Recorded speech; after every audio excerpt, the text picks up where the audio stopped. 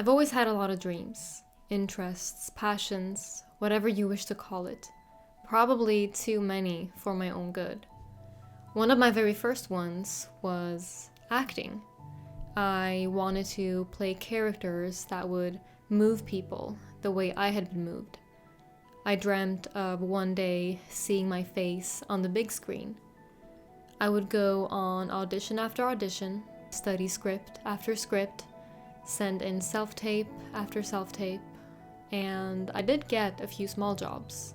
But more than anything, I just got no's.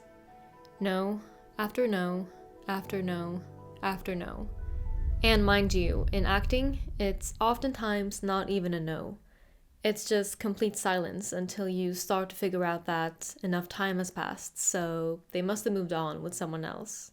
And I got a few maybes, but those also eventually turned into, well, silence. And it was a pretty sucky feeling. I would think I wasn't pretty enough, not smart enough, not good enough, not charming enough, just not enough. And so eventually I had enough. But unless you crawl into a bowl in a cave somewhere and hide from life, abandoning one dream won't free you from rejection. Life has millions of ways of saying no. Whether it's you pitching an idea to an investor, or asking someone out on a date, or if it's J.K. Rowling being rejected by 12 publishers, or if it's Walt Disney being fired by a newspaper editor because he lacked imagination and had no good ideas, it happens to all of us. We chase, kiss, and love. We ask, share, tell, and try, all under risks of getting hurt. And sometimes we do get really hurt. So why do we keep doing it? Why do we keep putting ourselves in situations knowing that we might get rejected and knowing that that rejection might haunt us? Well, because what the hell is the alternative? The alternative is nothing. Nothing will happen. Any goal, ambition, wish, aim, or dream that you have will all go to waste. Like a dead fish flowing along the stream, because a life that's held back by fear isn't living, it's merely existing. And the thought of that should scare you more than any risk of rejection ever could. Sylvia Plath once said, "I love my rejection slips. They show me I try." So whenever I think back on the times when I've been rejected, whether that be socially, romantically, professionally, I remind myself that I tried. I recognize that every risk I've ever taken has been me pushing my limits. It's been me aiming high. It's been me stepping out of my comfort zone. I could have avoided a lot of rejection by not pushing myself, by aiming low, by staying in my comfort zone, and perhaps that would have saved me a lot of heartache. But in exchange for that, I would have to give all the lessons, all the growth, all the memories, all the people, and all the stories that I've collected along the way. And that's not an exchange that I would ever be willing to make.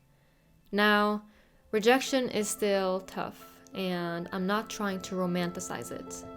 But I'm learning to accept the fact that not everything in life is a match.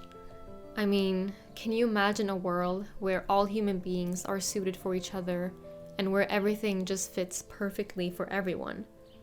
Can you imagine a life where we wouldn't need to search and explore, where all the answers were right in front of us all the time, where everything we ever desired just fell right into our laps? Isn't the search what keeps life interesting? The search for answers, the search for what's right for us, the search for love, and the search for meaning. Not everything you desire will be meant for you, nor will you be meant for everything that you desire.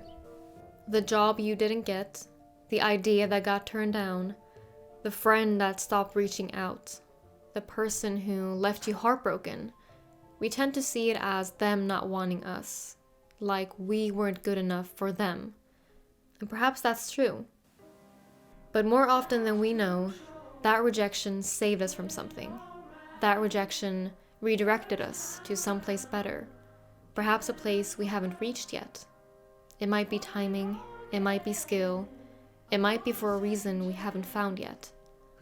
I'm learning to trust that any rejection I face is the best thing that could happen to me, because it's forced me to stop and reflect on myself. And that's where learning happens, and that's where growth happens. So as far as my acting journey goes, of course it was painful. Of course I still wonder what if sometimes. But in trusting that rejection was necessary for me in order to grow, and in learning the value of hard work, and in accepting that no's are part of the process, and in being grateful for every single opportunity that I've ever gotten, regardless of the outcome, I get to live with less regrets. And for that reason, I would take that pain any day.